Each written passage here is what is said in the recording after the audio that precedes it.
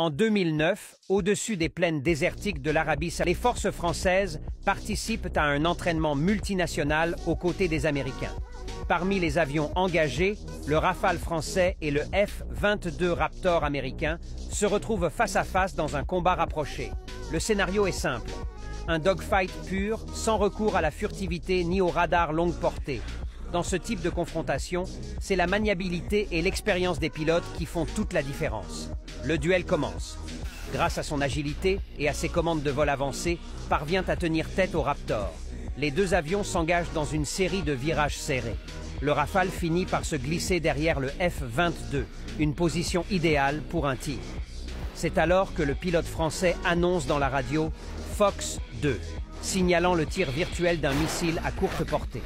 Dans cette simulation, le Rafale a abattu le F-22. Mais cet événement n'est pas passé inaperçu.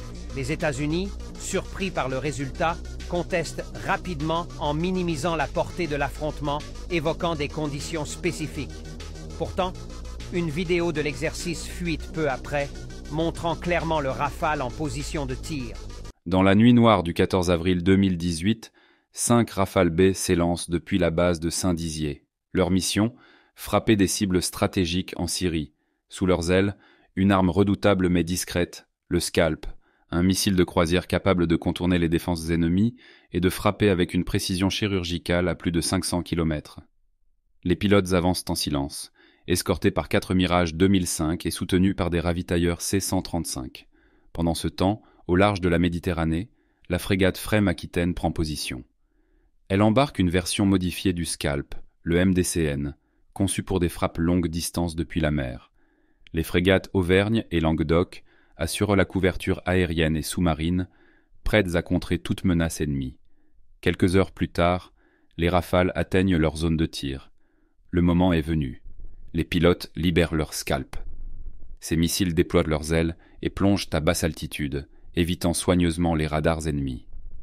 Peu après, la Freme Aquitaine lance ses propres MDCN, coordonnant ses frappes avec celles des Rafales. En quelques minutes, les cibles prioritaires sont détruites. Mais la France n'agit pas seule. Les destroyers américains USS Higgins et USS Laboon, ainsi que la frégate USS Monterey, tirent plus de 100 missiles Tomahawk, saturant les défenses syriennes. Dans l'ombre, les F-22 Raptor américains entrent en scène. Invisibles au radar, ils neutralisent les dernières défenses aériennes et dominent le ciel syrien, ouvrant la voie à une frappe massive et sans riposte. En 2011, en pleine opération Harmattan en Libye, un Rafale fend l'air au-dessus des lignes ennemies, engagé dans une mission risquée. À bord, le pilote avance dans la nuit noire, conscient que chaque mouvement peut le mettre en danger. Les défenses anti-aériennes sont en alerte, prêtes à tirer au moindre signe de présence.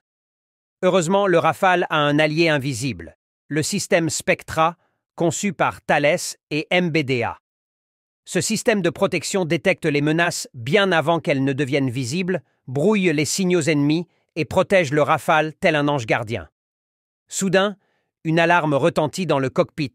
Spectra a détecté un radar ennemi qui vient de verrouiller l'appareil et un missile solaire est lancé.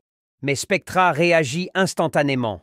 Le système brouille le radar et déclenche des leurres thermiques, des charges incandescentes qui imitent la chaleur du moteur du Rafale. Le missile, désorienté, dévie de sa trajectoire, attiré par les leurres. Le 24 mars 2011, en pleine opération Harmattan en Libye, un Rafale français patrouillait au-dessus de Misrata. Sa mission était de surveiller les positions des forces de Kadhafi. Soudain, les radars ont détecté un MiG-23 libyen qui venait de décoller de la base aérienne de Misrata. Le Rafale a immédiatement reçu l'ordre d'intercepter le chasseur ennemi avant qu'il ne devienne une menace. Le pilote français, utilisant les systèmes avancés du Rafale, a rapidement localisé le MiG-23. L'avion libyen, conscient d'être pris pour cible, a tenté de s'échapper en prenant de l'altitude. Le Rafale, avec sa supériorité en vitesse et maniabilité, a verrouillé la cible. Le pilote a alors décidé de tirer un missile MICA, connu pour sa grande précision. En quelques secondes, le missile a été lancé et a touché le MiG-23, le détruisant en plein vol. Ce combat aérien a marqué la première victoire du Rafale dans une opération réelle. Dans les airs, un Rafale fend le ciel à pleine vitesse. À bord, un pilote reçoit des instructions claires. Intervention immédiate dans une vallée en Afghanistan. L'appareil est prêt pour une frappe décisive. Sous ses ailes, la GBU-12, une bombe guidée par laser redoutable, capable de neutraliser une cible avec une précision extrême. Associé au pod Damoclès, le Rafale peut désigner, verrouiller et frapper n'importe quelle position, même dans les environnements les plus difficiles. L'ordre de mission est donné, une intervention critique.